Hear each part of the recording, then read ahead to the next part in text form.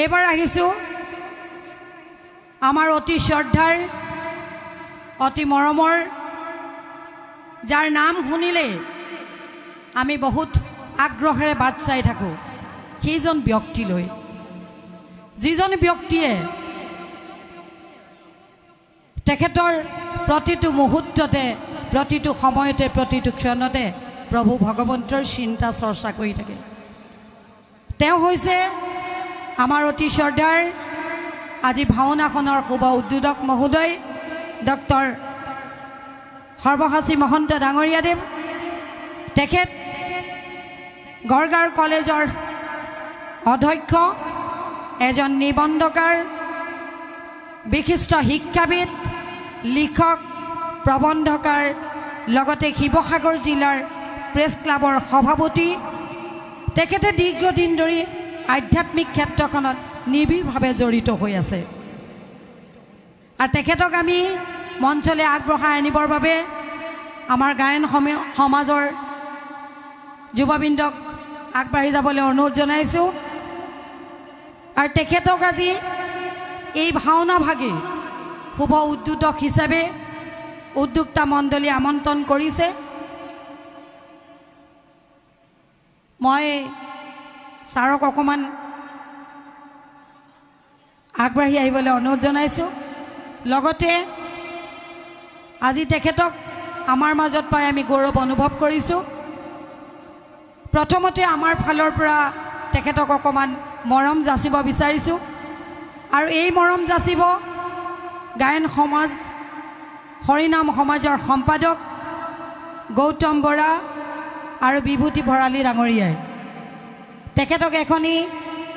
চেলেং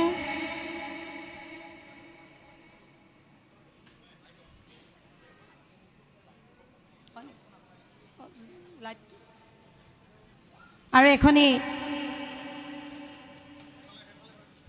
মানপত্ৰ দিবৰ বাবে অনুৰোধ জনাইছোঁ এই মানপত্ৰ প্ৰদান কৰিছে বিভূতি ভৰালীয়ে আৰু এই সুযোগতে আজি যি হ'বলগীয়া ভাওনা ভাগি এই ভাওনা ভাগিৰ ওপৰতে আমাৰ অতি শ্ৰদ্ধাৰ ডক্টৰ সৰ্বসাচী মহন্ত ডাঙৰীয়াদেৱক দুআষাৰ ক'বৰ বাবে অনুৰোধ জনাইছোঁ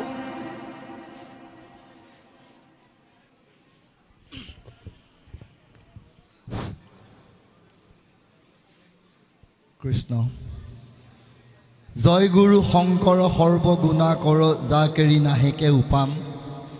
তুহাৰী চৰণকো ৰেণুশত কৌটি বাৰেকো কৰোহু প্ৰণাম পোনপ্ৰথমতে আমাৰ পৰম গুৰু জগত গুৰু মহাপুৰুষ শ্ৰীমন্ত শংকৰদেৱ আৰু মহাপুৰুষ শ্ৰী শ্ৰী মাধৱদেৱৰ শ্ৰীচৰণত সেৱা যাচিছোঁ গায়ন হৰিনাম সমাজৰ বাৰ্ষিক বৰসবাহ আৰু ভাগৱত পাঠ অনুষ্ঠানৰ সৈতে সংগতি ৰাখি আজি আয়োজন কৰা ভাওনা প্ৰদৰ্শন অনুষ্ঠানৰ উদ্বোধনী অনুষ্ঠানত উপস্থিত গায়ন হৰিনাম সমাজৰ সন্মানীয় সভাপতি শ্ৰীযুত পুলক চেতিয়া ডাঙৰীয়া যুটীয়া সম্পাদক শ্ৰীযুত গৌতম বৰা ডাঙৰীয়া আৰু সমীৰ চুতীয়া ডাঙৰীয়াকে প্ৰমুখ্য কৰি গায়ন হৰিনাম সমাজৰ সন্মানীয় বিষয়ববীয়া তথা সদস্যবৃন্দ গায়ন গাঁৱৰ সমূহ ৰাইজ আজিৰ অনুষ্ঠানত উপস্থিত অতিথিবৃন্দ সুধীবৃন্দ শ্ৰদ্ধাৰ ভক্তপ্ৰাণ ৰাইজ আৰু আজি পৰিৱেশন কৰিবলগীয়া ভাওনা ভাগিৰ সন্মানীয় পৰিচালক গায়ন বায়ন দোহাৰ পৰিৱেশন কৰা কলাকুশলীসকলকে প্ৰমুখ্য কৰি আজিৰ ভাওনা ভাগিত চৰিত্ৰ ৰূপায়ণ কৰা সন্মানীয় কলাকুশলীসকল আৰু শ্ৰদ্ধাৰ ভক্তবৃন্দ পোনপ্ৰথমতে আপোনাসৱ সদৌতিৰে প্ৰতি আন্তৰিক শ্ৰদ্ধা নিবেদন কৰিছোঁ আৰু গায়ন হৰিনাম সমাজে বাৰ্ষিক বৰসবাহ আৰু ভাগৱত পাঠ অনুষ্ঠানৰ সৈতে সংগতি ৰাখি মহাপুৰুষ শ্ৰীমন্ত শংকৰদেৱৰ অপূৰ্ব সৃষ্টি ভাওনা ভাগি পৰিৱেশনৰ যি এক প্ৰয়াস কৰিছে আন্তৰিক উদ্যোগ গ্ৰহণ কৰিছে তাৰ বাবে তেওঁলোকৰ প্ৰতি নথৈ প্ৰশংসা কৰিছোঁ আৰু তেওঁলোকৰ এই উদ্যোগৰ ভূয়সী শলাগ লৈছোঁ। মহাপুৰুষ শ্ৰীমন্ত শংকৰদেৱে তেৰাৰ দ্বাৰা প্ৰৱৰ্তিত এক শৰণ হৰিনাম ধৰ্মৰ বাণী প্ৰচাৰ আৰু প্ৰসাৰৰ অৰ্থে উদ্দেশ্যে এই ভাওনাৰ সৃষ্টি কৰিছিল। ভাওনাৰ এক সাৰ্বজনীন আবেদন আছে।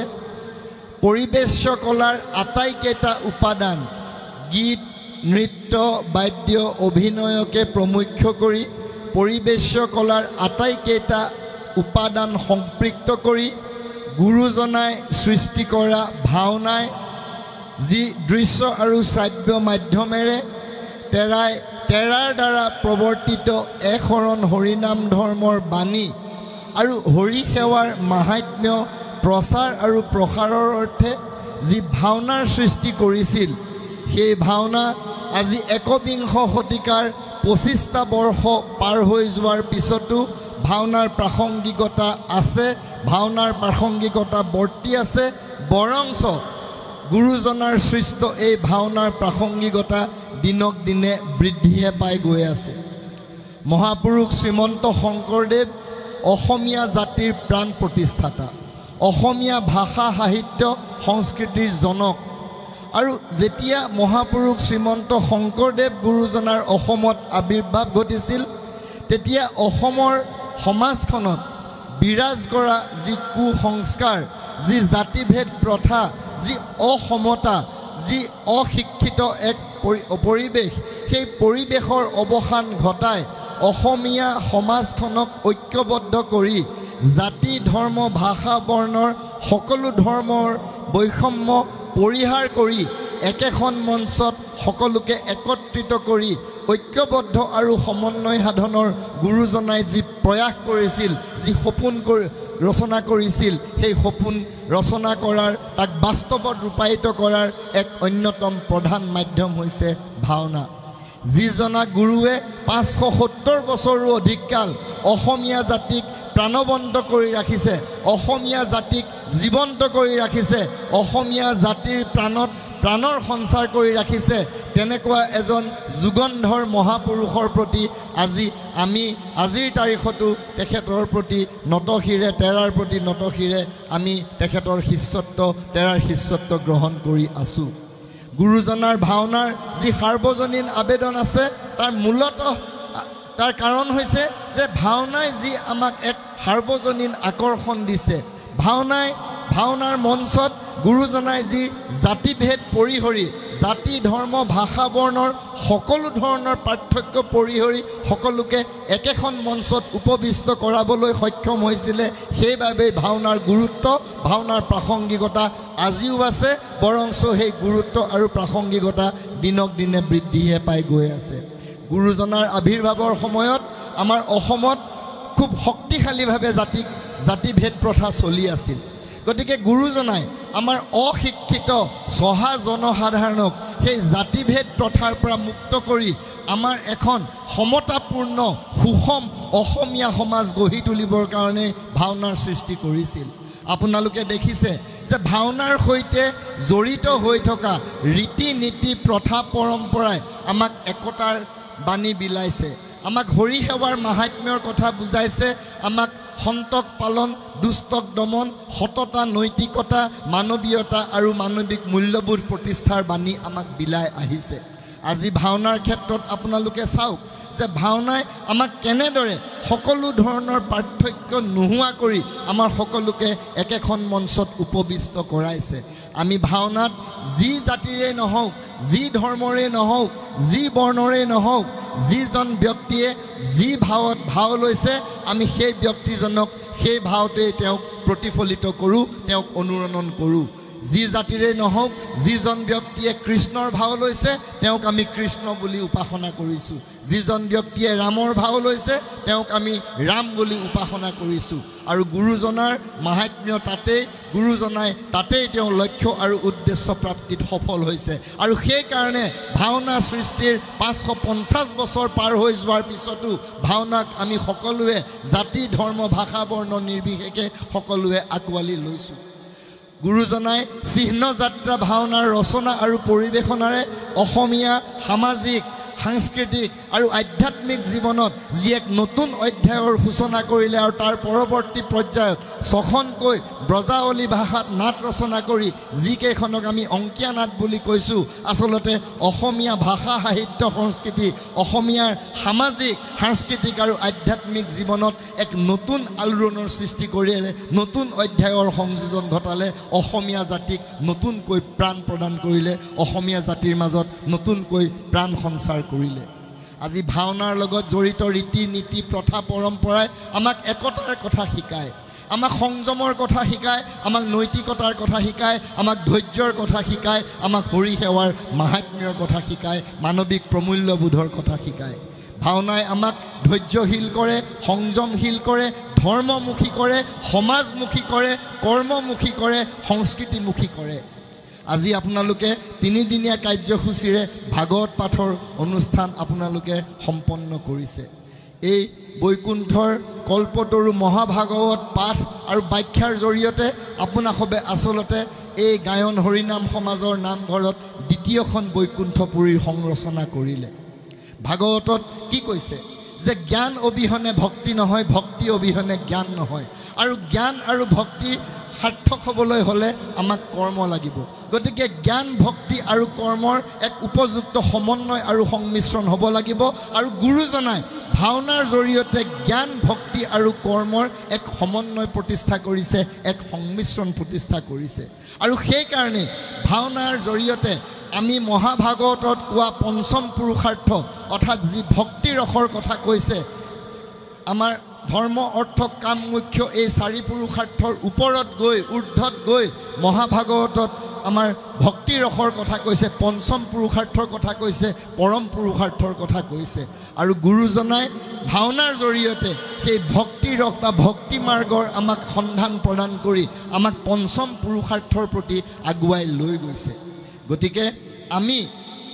গুৰুজনাই যি আমাৰ ভাওনাৰ জৰিয়তে যি ভৰতমুনিয়ে নাট্যশাস্ত্ৰত অন্তৰ্ভুক্ত কৰা নৱৰোষৰ ঊৰ্ধ্বত গৈ ভক্তি ৰসৰ আমাক ভাওনাৰ জৰিয়তে ভক্তি ৰসৰ যোগান ধৰিছে আৰু তাৰ জৰিয়তে আমাৰ ভাগৱতে কোৱা সাধন আৰু সাধ্য ভক্তি যি দুবিধ ভক্তিৰ কথা কৈছে সাধন ভক্তিৰ জৰিয়তে আমি যাতে সাধ্য ভক্তিত উপনীত হ'ব পাৰোঁ তাৰ বাবেও আচলতে ভগৱন্তৰ আমাৰ গুৰুজনাই ভাওনাৰ জৰিয়তে আমাক ভক্তি মাৰ্গৰ পথেৰে আমাক হৰি সেৱাৰ হৰিৰ চৰণ প্ৰাপ্তি মুখ্য প্ৰাপ্তিৰ আমাক পথলৈ আগুৱাই লৈ গৈছে আৰু সেইকাৰণে আজিৰ তাৰিখতো একবিংশ শতিকাৰ ২.৫টা দশক সম্পূৰ্ণ হোৱাৰ সময়তো ভাওনাৰ প্ৰাসংগিকতা ভাওনাৰ গুৰুত্ব আছে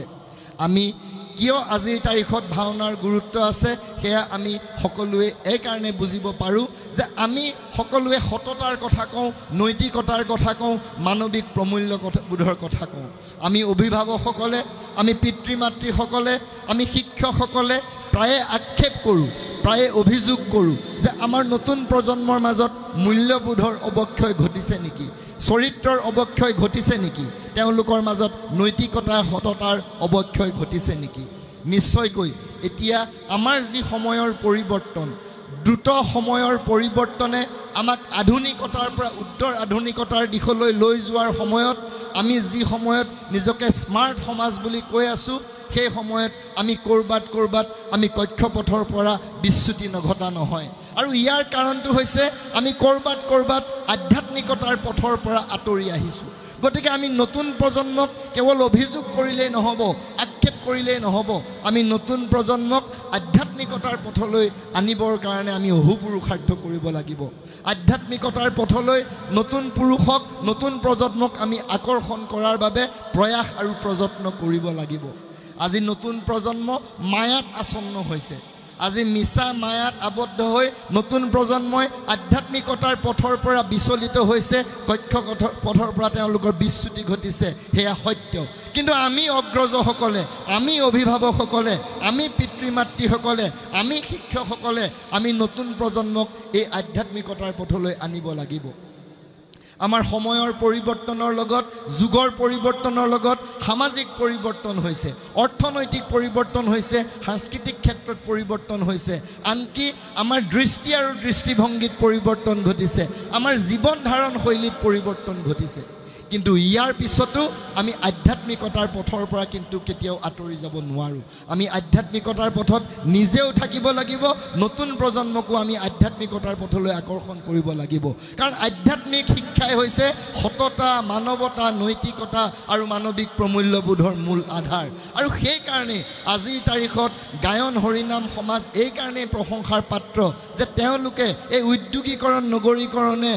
এই সময়ৰ ধামখুমীয়াৰ মাজতো শিৱসাগৰ নগৰৰ মাজমজিয়াত নামঘৰ এভাগি প্ৰতিষ্ঠা কৰি হৰি সেৱা কৰিছে, হৰি নাম লৈছে, ভাগৱত পাঠ কৰিছে, ভাওনা পৰিৱেশন কৰিছে। আৰু আটাইতকৈ আজি এক উল্লেখযোগ্য কথা যে এই গায়ৰ যুৱকবৃন্দই তেওঁলোকে নিজে ভাওনা ভাগি পৰিৱেশন কৰিছে, নিজে দুহাৰ, নিজে গায়ন বায়ন পৰিৱেশন কৰিছে। আজিৰ তাৰিখত নতুন সমাজৰ বাবে, নতুন প্ৰজন্মৰ বাবে আমি যি সময়ত আক্ষেপ কৰি আছোঁ, আমাৰ মাজত সততাৰ অভাৱ ঘটিছে, নৈতিকতাৰ অভাৱ ঘটিছে, মূল্যবোধৰ অভাৱ ঘটিছে, সেই সময়ত গায়ন হৰিনাম সমাজৰ এই উদ্যোগে নিঃসন্দেহে আমাৰ সমাজক, আমাৰ নতুন প্ৰজন্মক পুনৰ এবাৰ নৈতিকতাৰ পথলৈ, পুনৰ এবাৰ আধ্যাত্মিকতাৰ ক্ষেত্ৰখনলৈ আকৰ্ষণ কৰাৰ ক্ষেত্ৰত নিঃসন্দেহে এক গুৰুত্বপূৰ্ণ পদক্ষেপ গ্ৰহণ কৰিছে। মই সেইকাৰণে এই আপাহতে গায়ন হৰিনাম সমাজৰ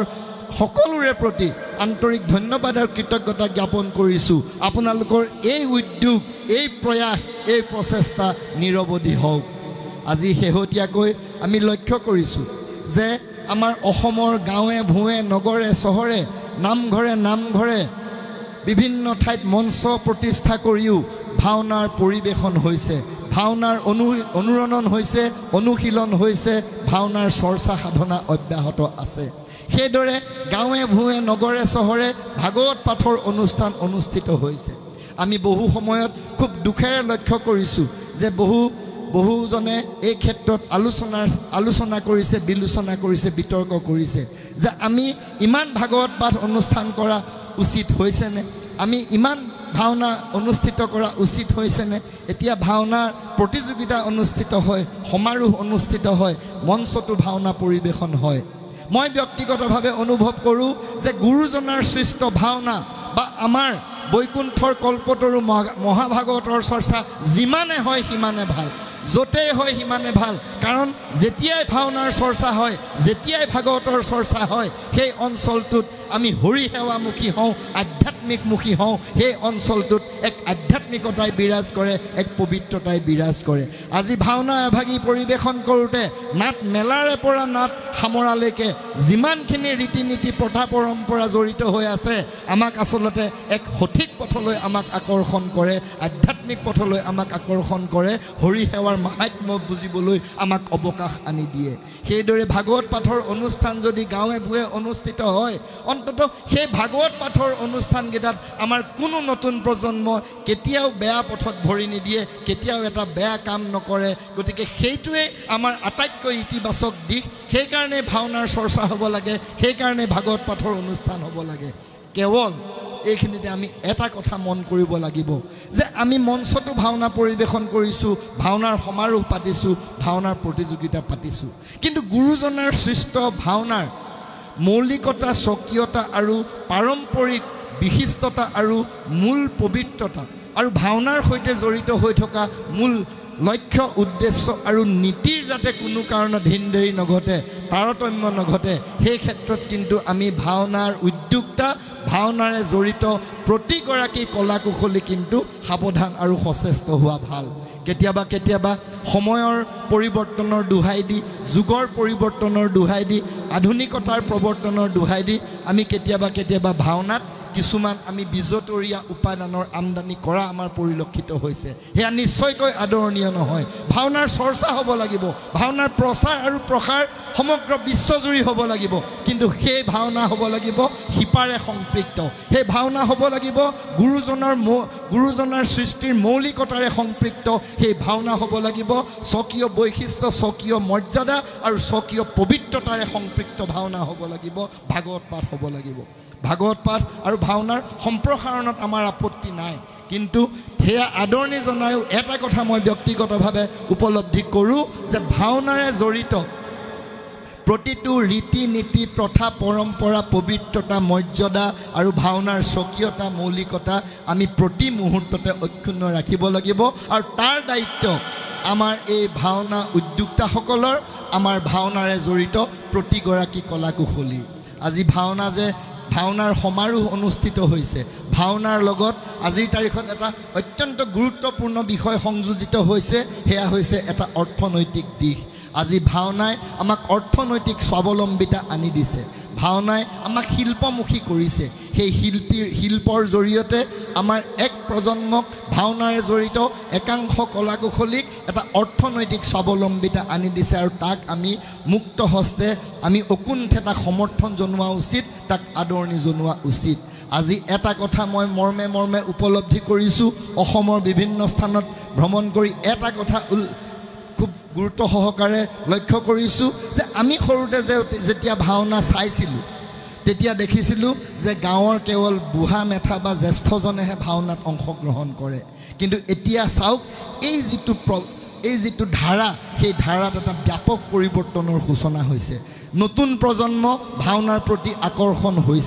আকৰ্ষিত হৈছে আমি দেখিছোঁ আজি গায়ন বায়ন দোহাৰ সূত্ৰধাৰত আজি নতুন প্ৰজন্মই যেনেদৰে উবুৰি খাই পৰিছে যেনেদৰে অংশগ্ৰহণ কৰিছে এয়া আমাৰ সমাজখনৰ কাৰণে অত্যন্ত শুভ লক্ষণ ক'ৰবাত নেতিবাচকতা আছে ক'ৰবাত আমাৰ ভুল ভ্ৰান্তি হৈছে কিন্তু সেই ভুল ভ্ৰান্তি সেই নেতিবাচকতা আমি একাষৰীয়াকৈ আঁতৰাই থৈ আমি ইতিবাচকতাৰে গুৰুজনাৰ সৃষ্টিৰ মাহাত্ম্য প্ৰতিষ্ঠাৰ লক্ষ্যৰে আমি যদি ভাওনাৰে জড়িত পবিত্ৰতা আধ্যাত্মিকতা আৰু ভাওনাৰে অন্তৰ্নিহিত মূল লক্ষ্য আৰু উদ্দেশ্যক সঁচা অৰ্থত প্ৰতিষ্ঠা কৰিবলৈ আমি একত্ৰিত হৈ সমন্বিত প্ৰয়াস আৰু প্ৰচেষ্টাৰে আগবাঢ়ো নিশ্চয়কৈ আমি জগত সভাত ভাওনাক প্ৰতিষ্ঠা কৰিব পাৰিম গুৰুজনাক প্ৰতিষ্ঠা কৰিব পাৰিম আমাৰ সমাজখনক আমাৰ নতুন প্ৰজন্মক আধ্যাত্মিকতাৰ পথলৈ সততাৰ পথলৈ নৈতিকতাৰ পথলৈ মানৱিক মূল্যবোধৰ পথলৈ আকৰ্ষিত কৰিব পাৰিম আৰু এনেকুৱা ধৰণৰ অনুষ্ঠানেই আচলতে এই ক্ষেত্ৰত কিঞ্চিত সৰু পদক্ষেপৰে এক মহৎ উদ্দেশ্য সাধন কৰিছে এই গায়ন হৰিৰাম সমাজৰ দৰে এখন পবিত্ৰ সমাজে যি আন্তৰিক উদ্যোগ লৈছে যি প্ৰয়াস কৰিছে এয়া দেখাত তেনেই ক্ষুদ্ৰ প্ৰয়াস কিন্তু ইয়াৰ উদ্দেশ্য মহৎ ইয়াৰ ফল মহৎ ইয়াৰ যি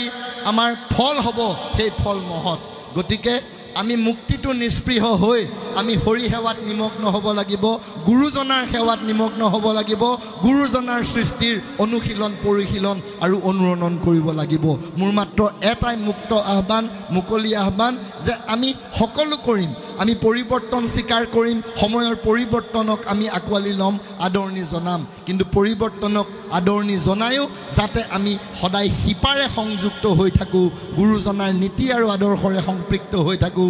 ভাওনাৰ মূল লক্ষ্য আৰু উদ্দেশ্যৰে সম্পৃক্ত হৈ থাকোঁ সেই ক্ষেত্ৰত আমি সাৱধানতা অৱলম্বন কৰিব লাগিব মই যথেষ্ট দীঘলীয়াকৈ ক'লোঁ যেন ভাৱ হৈছে নিশা প্ৰায় 11 বাজিবৰ হৈছে আপোনাসবে ভাওনা পৰিৱেশন ভাওনা আপোনালোকে